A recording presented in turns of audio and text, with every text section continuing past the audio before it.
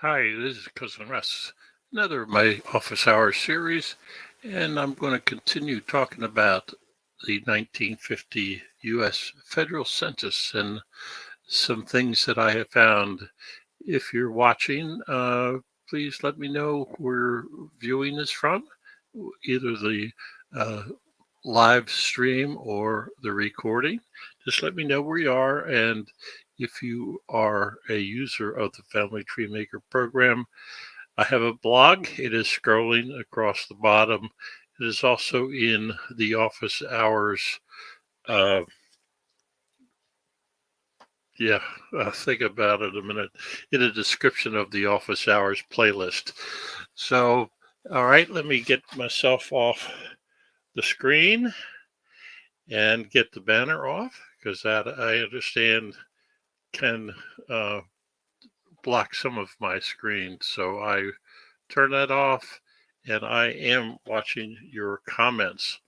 All right, let me get right into it because what I'm going to talk about is getting my 1950 uh, list of people who I expect to find in the 1950 census. I started out with 109 people that I had expected to find, and I have 42 to go. So I have found a bunch. I have talked about that in the past. Uh, but I'm going to, because I've discovered a couple new things that I have changed the way I am going forward. So let me go to the people workspace. I have a filter turned on, and these are a filter of 42 people that I have yet to find. And I'm going to show you the filter, just briefly talk about it. I included all persons. I have I have a profile uh, called file notes, and I keep notes in that profile, so I know that I won't find them. Death is before 1950, birth is after 1950, and the peculiarity that I found in the filter feature, I needed to filter out if the birth fact is blank and if the birth fact does not exist. Hi, Robert. This is Family Tree Maker. That is my software program of choice. You will find my blog has a couple hundred blog posts on how to use Family Tree Maker. So I got rid of any birth. You're welcome. Any birth facts that do not exist. Now, because up front I focused on getting all of the addresses that I wanted or that I could find. If I didn't find them, I want to filter out. So if somebody does not have a birth address, I remove them from my list.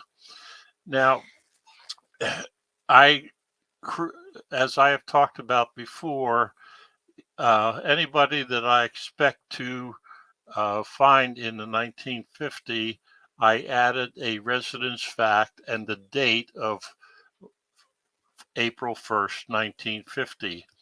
Uh, some of them I have yet to find. It's about 20, but 11 or 12 of them I can prove that they moved.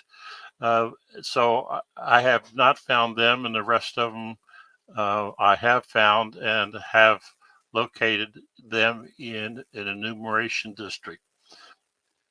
So I have saved that, but I know that so that gets me down to 42 people.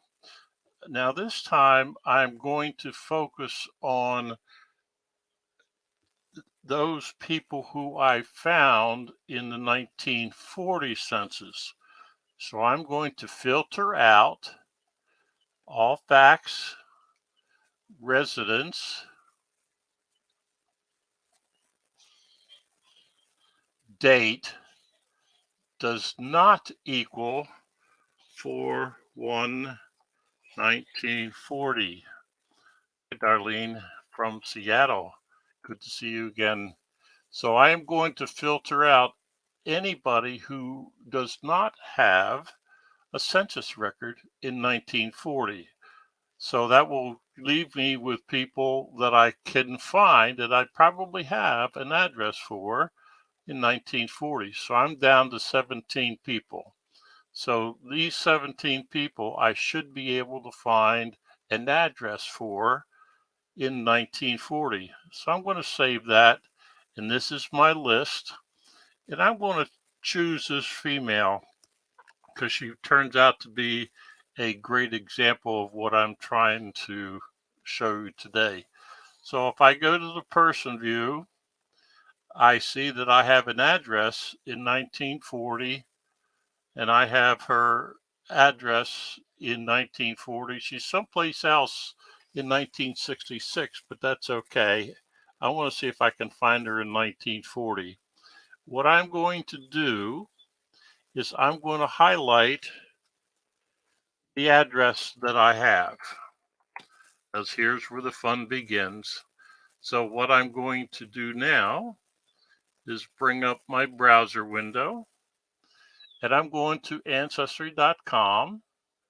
I'm going to scroll down till I find the 1950 Census District Identifier or Finder, and I am clicking on Explore Maps, which brings me to a screen where I can paste that address.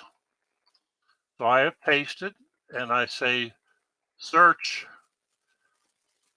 and it will tell me, hopefully, there it is, Enumeration District 18-66. Now I am going to a new website that I had not seen before, and it is in the description.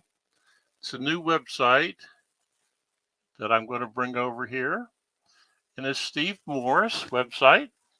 That's where I found the addresses, by the way, and found the EDs that I already have. But this is a new link, and it's a very specific address. In fact, I will put it in the chat right now. Now, what we do here is go to the state. It's in New Jersey. The enumeration district is Somerset County. Remember I said the ED, in fact, I'll move this over so you can see the ED, 18-66. So ED 1, I'm going down to 18-66. Now, what's nice about the way this was done is that I have three choices. I can go to the narrow website, I can go to the family search, or I can go to Ancestry, the Ancestry image. So I'm going to click on Ancestry because that's the one I like, and I have talked about that before. It is loading, and there is the first image of the Ancestry image, and it's in North Plainfield where it belongs. But I'm going to go to the first sheet, Google Sheet 1, which is in the upper right-hand corner. But I am going to flip it, rotate it to the right so that I can see the street address. Now, I'm not going to go through, well, I will. It says image 2 of 33. Now, so that the reason why I rotated it because I want to see the street address, and that's not the street that I want. It's not the street that I want. There's the street that I want, but the address is not correct. So I'm going to go to a couple more images. And I'm getting there. Oop, maybe I just passed it. What was 130? So, I may have missed it. So I'm looking at these numbers, but I want to make sure that I'm on the same street.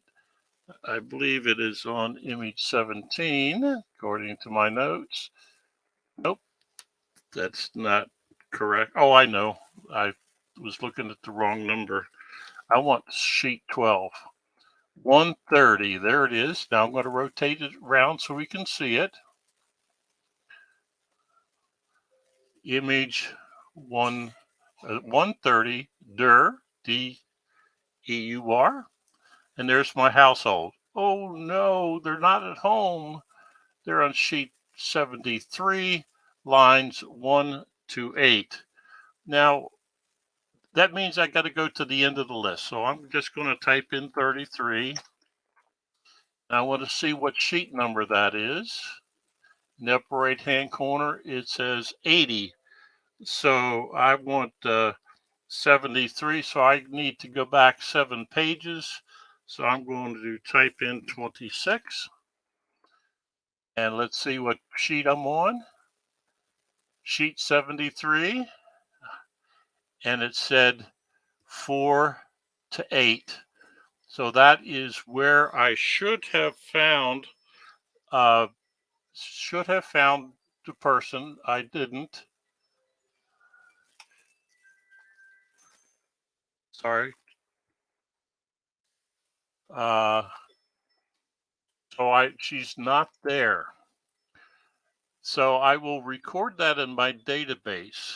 But what I also want to share with you is something that didn't work this way in the past. I'm going back to Ancestry where it gave me the the enumeration district, and I'm going to click on it this time. It did not do this before when I first started it, and look what happened. It took me right back to the census record that I was looking for, and I can go to image 26, and I'm back on the same page. So what I just shared with you of that I can now go into the address on Ancestry and get to the enumeration district that I was looking for. I'm going to minimize that and minimize that. And if you have any questions, please leave the questions in the chat if you're watching live, or in comments if you're watching the recording. I thought that was great. It certainly has. I've now changed my process down to what I just explained. I just found out the links, the website that I put in the chat was just made available to us yesterday. It's a great vehicle.